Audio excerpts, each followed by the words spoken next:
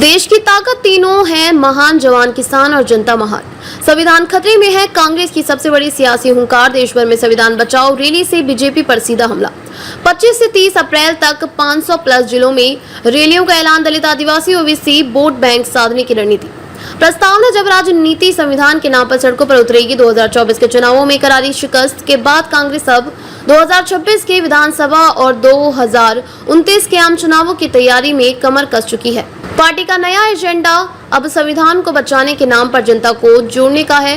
कांग्रेस ने ऐलान किया है कि 25 अप्रैल से 30 अप्रैल तक 2025 तक पूरे देश में संविधान बचाओ रैली चलाई जाएगी, जिसका सीधा उद्देश्य है संवैधानिक मूल्यों की रक्षा और केंद्र सरकार की नीतियों पर हमला।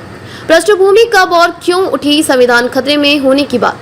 दिसंबर 2024 में संसद के शीतकालीन सत्र के दौरान कांग्रेस अध्यक्ष मल्लिकार्जुन खड़गे ने कहा था कि संविधान खतरे में है क्योंकि आज संस्थाएं दबाव में है, दलितों, आदिवासियों और महिलाओं पर अत्याचार बढ़ा है। यह बयान अब कांग्रेस के राष्ट्रीय नैरेटिव का हिस्सा बन चुका है। 14 अप्रैल 2025 को अम्बेडकर जयंती पर कांग्रेस ने देश भर में संविधान बचाओ रैली की झलक दिखाई थी। अब वो आंदोलन एक राष्ट्रीय व्यापी आंदोलन में बदल रहा है।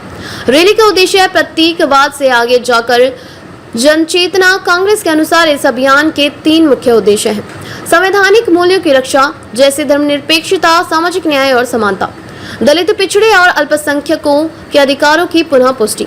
संविधान की आत्मा के खिलाफ चल रही ताकतों को बेनकाब करना। रैलियों में स्थानीय मुद्दों को जोड़कर केंद्र की नीतियों को संविधान विरोधी बताया जाएगा। राजनीतिक नक्शा, किस राज्य में क्या रणनीति।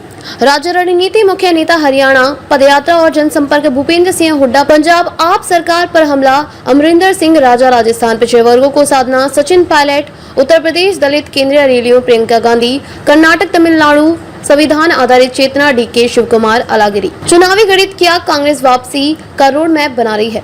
विश्लेषकों के अनुसार कांग्रेस इस अभियान से 3 स्तरों पर काम करना चाहती है। मूल विचारधारा की वापसी, भाजपा की हिंदुत्व और राष्ट्रवाद की राजनीति के मुकाबले संवैधानिक राष्ट्रवाद। नए सामाजिक गठजोड़, SC, ST, OBC, मुस्लिम और महिला वोट बैंक का एकजुट करना। जमीनी केडर का दोबारा सक्रिय होना।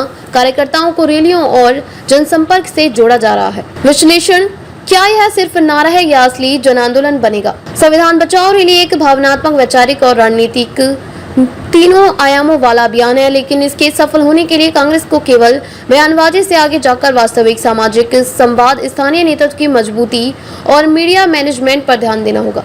यदि यह रैली सिर्फ प्रतीकात्मक रह गई तो इसका असर नगण्य होगा, लेकिन यदि यह निचले स्तर तक एक समर्थित मूवमेंट के रूप में उभरी तो यह 2026 और 2029 के चुनावों में कांग्रेस की वापसी की भूमिका बन सकती है। निष्कर्ष, संविधान बचाओ बनाम नया भारत की जंग। एक ओर बीजेपी नया भारत की बात करती है, आत्मनिर्भरता और राष्ट्रवाद की मुहिम चलाती है। दूसरी ओर कांग्रेस अब संविधान को बचाने की पुकार लगाकर एक सांस्कृतिक और वैचारिक टकराव की नींव रख रही है। क्या यह टकराव भविष्य में किसी बड़े सियासी बदलाव की ओर इशारा कर रहा है? क्या भारत में अब संविधान बनाम सत्तावाद की बहस और तेज होगी? इस सवाल का जवाब आने वाले महीनों की रैलियों और जनता की प्रतिक्रिया में छुपा है। अधिक अपडेट के लिए लाइक, शेयर और सब्सक्राइब करना न भूलें।